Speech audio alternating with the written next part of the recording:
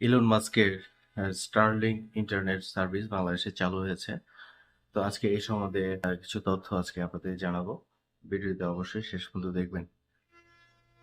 Starlink internet service এটা হচ্ছে satellite ভিত্তিক একটা সার্ভিস, যেটা স্যাটেলাইট থেকে সরাসরি ইন্টারনেট সার্ভিস প্রোভাইড করে।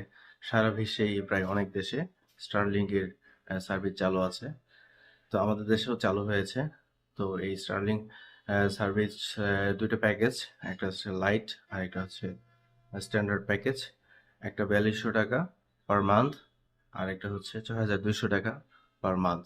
এটাতে কোনো ডাটা লিমিট নেই, আনলিমিটেড আপনি ইউজ করতে পারবেন। আর খুবই ইম্পর্টেন্ট সেটা হচ্ছে যে এই যে সেট আপের যে কিট প্রয়োজন, এই কিটের জন্য আপনাকে প্রাথমিকভাবে 47,000 টাকা প্রদান করতে হবে, যেটা 300 Mbps এর মতো আপনি স্পিড পাবেন। আহ, তো আহ, কি মনে হয় আপনাদের কাছে, এটা কি সবাই ব্যবহার করতে পারবে? আমার মনে হয় যে ব্যক্তিগতভাবে যদি কেউ এটা ব্যবহার করে তাহলে আহ, হয়তো একটু বেশি এক্সপেন্সিভ হয়ে যাবে। কিন্তু যদি তারা কেউ যদি 5 জন 10 জন মিলে এটা শেয়ার করে ব্যবহার করে, সেক্ষেত্রে এটা অনেক সুবিধাজনক হবে এবং অনেক গতি পাবে। যারা কন্টেন্ট ক্রিয়েটর আছে তারা যদি একসাথে কয়েকজন মিলে এই প্যাকেজ নিয়ে থাকে, তাহলে অবশ্যই এটা ভালো হবে।